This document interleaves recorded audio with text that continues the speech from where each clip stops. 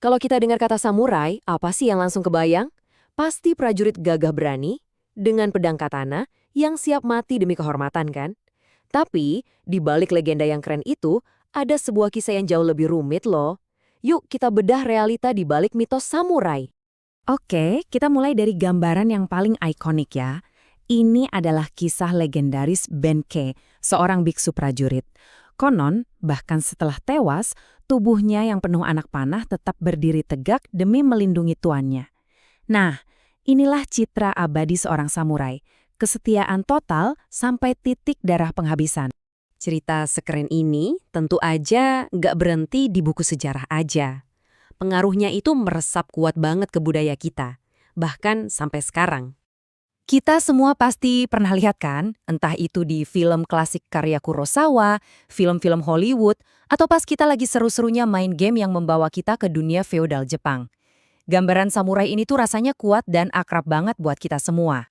Tapi, nah ini yang menarik, realitanya ternyata sangat kontras sama legenda itu.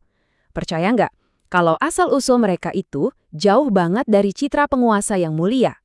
Perjalanan sejarah mereka itu panjang banget, ratusan tahun, dan melewati fase-fase yang beda-beda banget. Dari yang awalnya cuma pelayan sederhana, lalu naik jadi penguasa militer, terus terlibat perang saudara yang brutal, sampai menikmati kedamaian panjang, dan akhirnya kelas mereka dihapuskan. Transformasinya ini gila banget loh.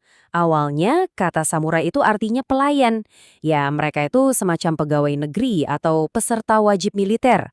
Tapi seiring waktu, pas kekuasaan kaisar mulai melemah, mereka berevolusi jadi kelas penguasa yang sebenarnya, di bawah pimpinan militer yang disebut shogun.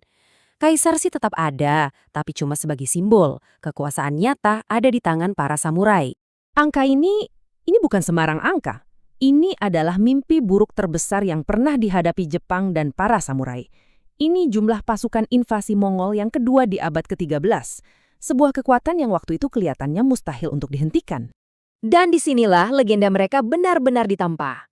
Bayangin, armada Mongol yang sebesar itu mencoba menyerang, dan dua kali badai topan dahsyat datang dan menghancurkan mereka. Orang Jepang menyebutnya Kamitsi atau angin dewa. Sejak saat itu, para samurai dianggap sebagai pelindung Jepang yang diberkati oleh para dewa. Ironisnya, setelah ancaman dari luar berhasil diatasi, Jepang justru jatuh ke dalam kekacauan dari dalam.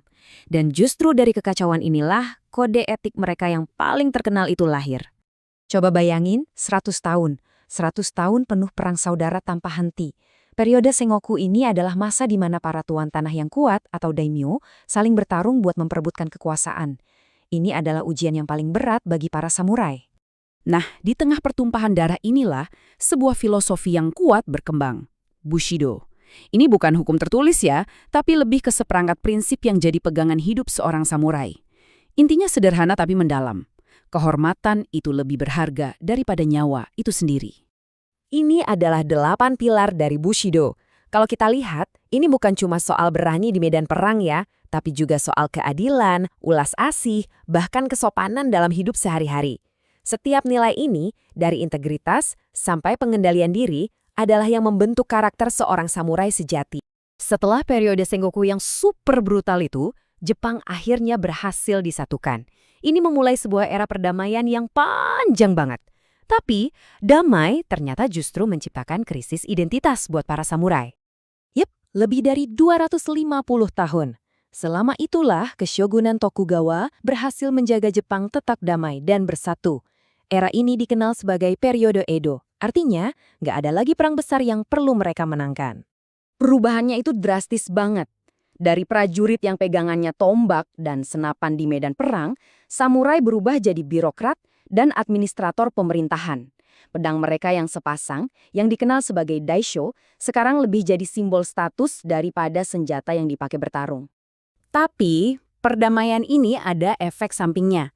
Karena nggak ada perang, banyak tuan tanah mengurangi jumlah pasukannya.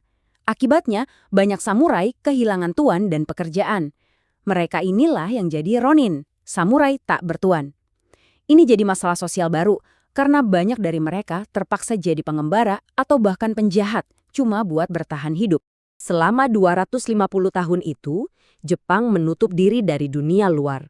Tapi, isolasi itu bakal berakhir dengan cara yang sangat dramatis. Dan bersamanya, zaman samurai pun akan ikut berakhir. Bayangin, tiba-tiba muncul kapal-kapal uap raksasa dari Amerika yang disebut kapal hitang karena asapnya. Ini jadi wake-up call yang keras banget buat Jepang. Teknologi militer barat yang jauh lebih unggul memaksa Keishogunan Tokugawa yang sudah melemah untuk membuka pelabuhannya.